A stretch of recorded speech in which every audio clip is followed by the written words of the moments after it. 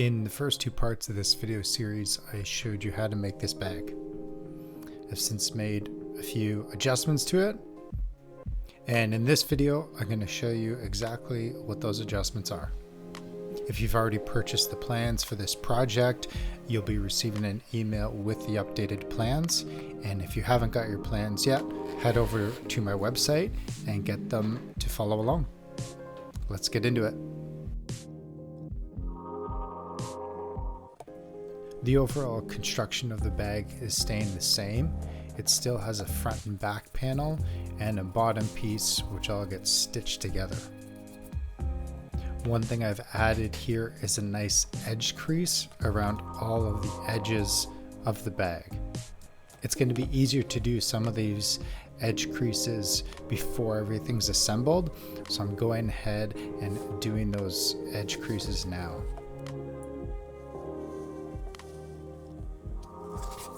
Edge creasing is fairly simple to learn. It just takes a bit of practice. It can get a little tricky when you're dealing with really tight curves like this 3mm rounded edge. You'll just have to practice it until you get comfortable doing it on your final piece.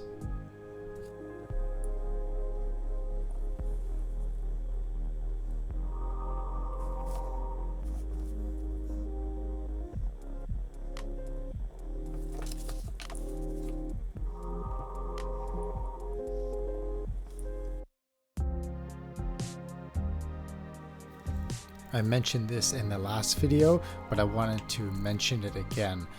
Around the curve on the bottom panel, the stitch spacing increases to 4mm from the 3.38 that is on the rest of the bag.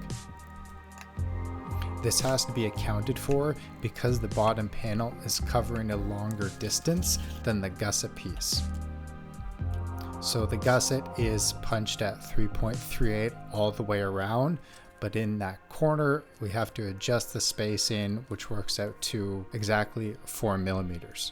So if you had a 4mm stitching iron, you could simply punch those holes. I don't, so I just use my single iron.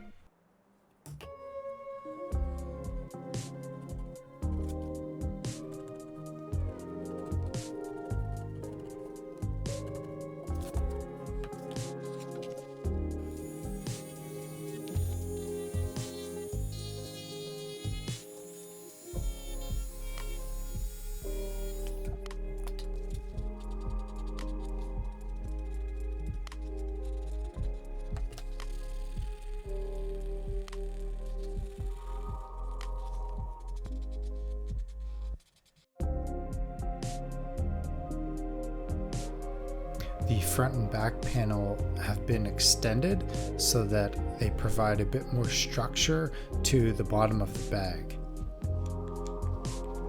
I found in the first version of this bag that it was a little bit tippy, so by adding this extra leather to the sides and around the corner, it actually provides a nice stable base for the bag.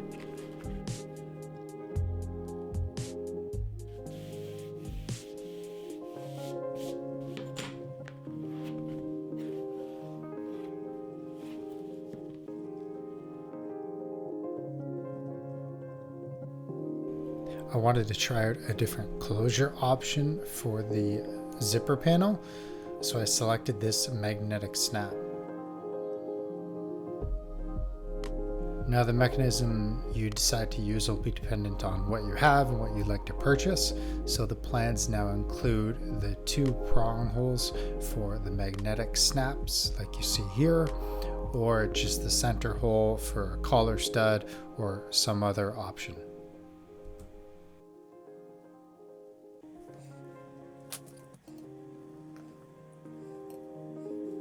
While I'm working with the gusset, I just wanted to mention the total thickness that you're aiming for along your edge.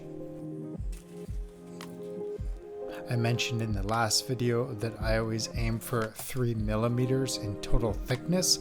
I find that to be a good thickness to get a nice clean painted edge. So regardless of the material weight you're working with, I aim for 1mm along the edge for the main panel, and for any lining material I aim for 0.5 millimeter. That gets me my total 3mm. So that you don't see the magnetic snap on the inside, I didn't glue the gusset lining all the way down. I just glued it along the edge and left the interior loose.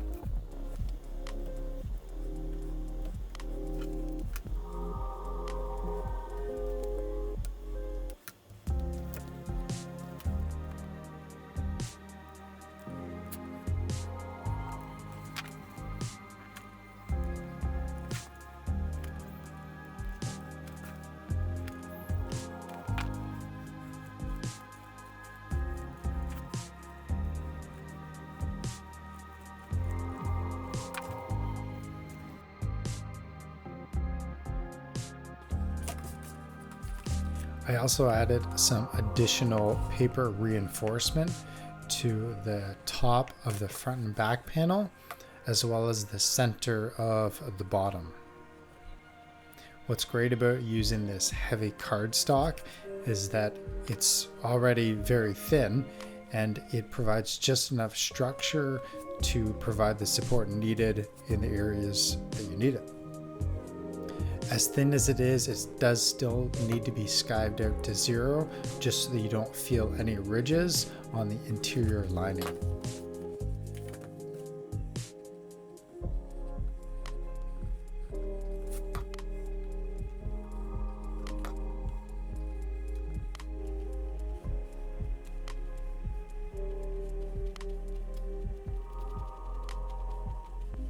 I've sized these reinforcement pieces so that they sit just inside the stitch line so that you don't have to stitch through them.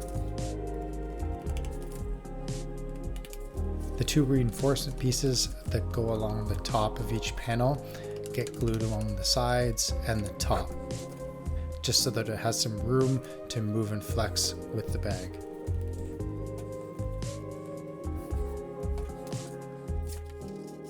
This bottom reinforcement piece helps smooth out the bottom so that you don't feel any of the reinforcement material that's underneath it. Once it's trimmed to size and skived out, you're just going to add glue along the very center of this piece and then glue along the reinforcement underneath it, leaving both of the sides open so that they can sit flat along the inside of the bag.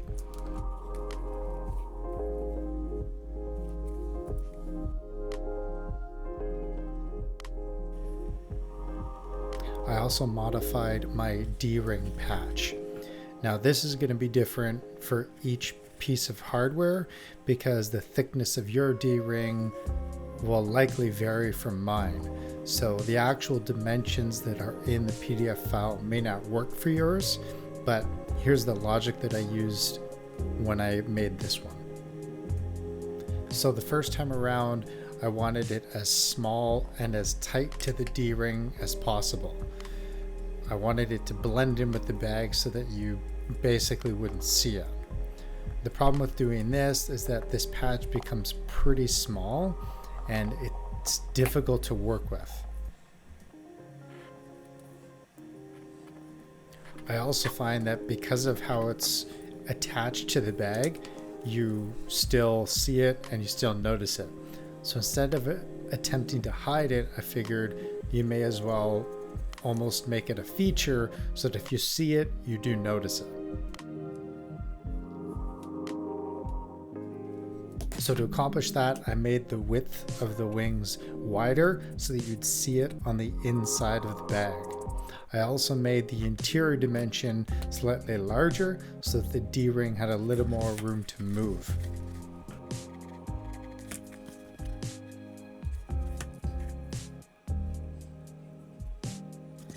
Again, your hardware is going to be different, so this D-ring patch in the PDF may not work for you, but experiment, do a few samples, and see which method is going to work best for your particular hardware.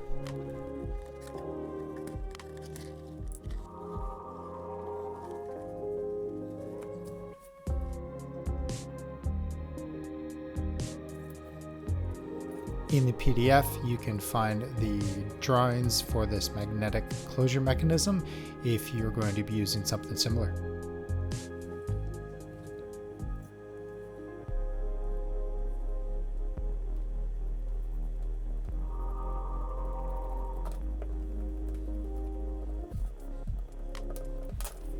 One thing I tried differently for attaching the zipper to the zipper panel was using this double-sided tape.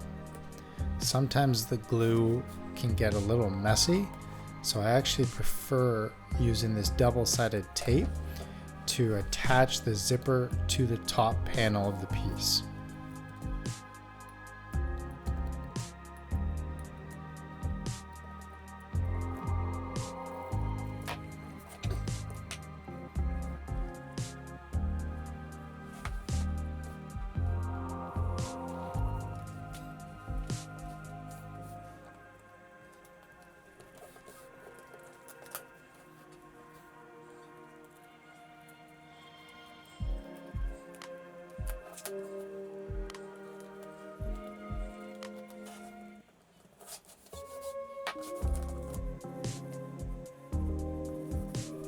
The other small change I made to the zipper panel was right here.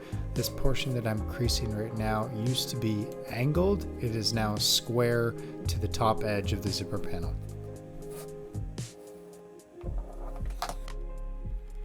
The other thing I did differently this time, which I believe I mentioned in part 2 of this video series, is only gluing one side of the zipper panel to the bag at a time. This makes it a lot easier to manage because I don't have glue on the other side of the zipper panel that could potentially get onto the inside of the bag.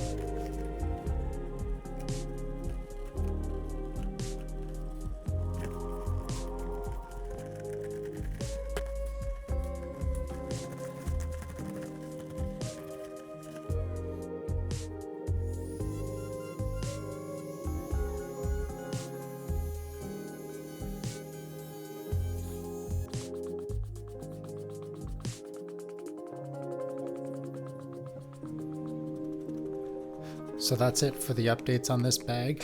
If you've already purchased your plans, I'll be emailing out revised copies of those. If you haven't already, head over to my website, norfolkhandmade.com. Check out the plans and follow along with this build series. If you have any questions or comments, leave them below. And if you end up making this, be sure to tag me on Instagram, norfolk.handmade. Thanks for watching, everyone. We'll see you in the next one.